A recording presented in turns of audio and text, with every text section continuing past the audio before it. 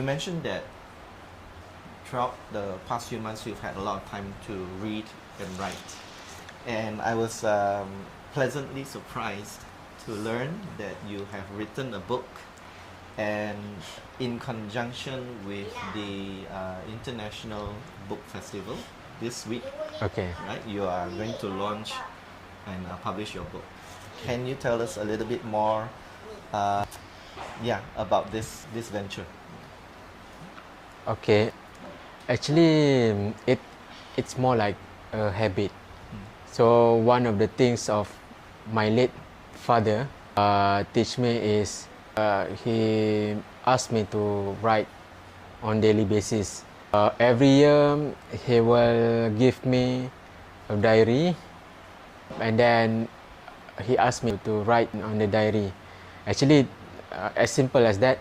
So I write a lot of things, the things that I see, the things that I feel, and then the things that I learn, and then also the things that I want to achieve. So for example, I have something that I want to achieve, I will write at the bottom of the page on daily basis what I want to achieve and when I want to achieve it.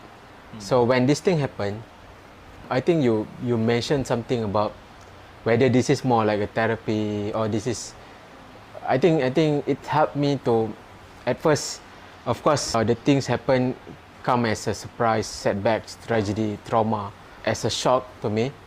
And then in order for me to come with the mental clarity, I need to write. I write things down. Because I think even without the shock, because without the trauma, even there are a lot of people give advice that if you want to have more clarity, if you read, if you learn something, try to write it, and then you know whether you really understand it and then whether you're clear about the things that you learn. So that's also the thing that I try to do. I try to write in my phone, and when I discharge, I start writing on my Facebook, just to recap all the events that happened in the past few years, for the past 10, 20 years, to check whether my head is still okay.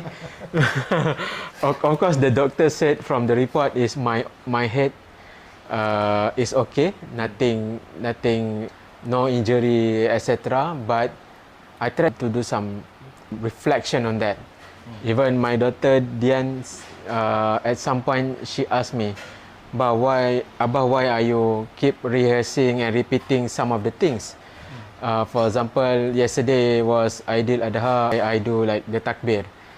She said that, why Abah keep repeating the takbir? Abah start to forget things because of the accident.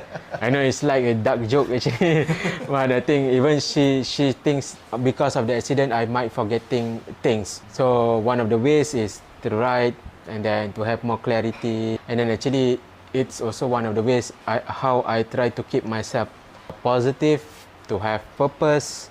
And then of course the book is actually more like one of the things that I would like to achieve in my life actually. So a couple of years back, I actually planned to publish a book.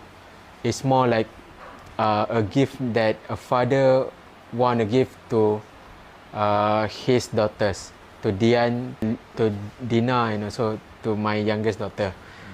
And then the contents of the book is more like how the things that I learned for the past, the 35 things that I learned for the past 35 years of life. So the more like generic advice, and then the actual experience of incidents that I faced that maybe they can read and learn later on. I'm not a singer that can produce songs or albums, and I'm not the ustads or ulama that can write kitabs, but I think I have like the personal experience that I can share with them, and maybe they can learn and from that experience. So the book is more like I plan to do something different, but because of this incident, I think it's come as a blessing in disguise, I would say. And then it gave me ideas and then opportunity to write some other books. I think most of the time we'll have a lot of thoughts and ideas in our head, right? But when you start to write it down, it becomes something that you can see and perhaps touch, and it becomes a stronger message that solidifies. Now, excited for you. Your book is launching this week. Okay. Now, without giving too much away, what is the core message or the climax of the book that you want your readers to take away? I think the message is more like very much common sense. But I would like to bring people back to basic, because one of the big messages to do reflection, and then to learn how to be human again, to be grateful, to love. Because there are two things that I keep on thinking on daily basis, on love, on leadership. So what is actually we can get the most from both things? For example, the love. Is it just a feeling, or is it the action? And then I have a statement like, love is a verb. A verb is an action. So love is an action. So you have to act to show that you love someone. So from this incident, there are many instances that I know that people love me, they do care about me. I think it's not every day where you can know that people love you. Most of the time, you die, mati dulu, and then people know that he is a very good guy, we love him, we care about him, etc., etc.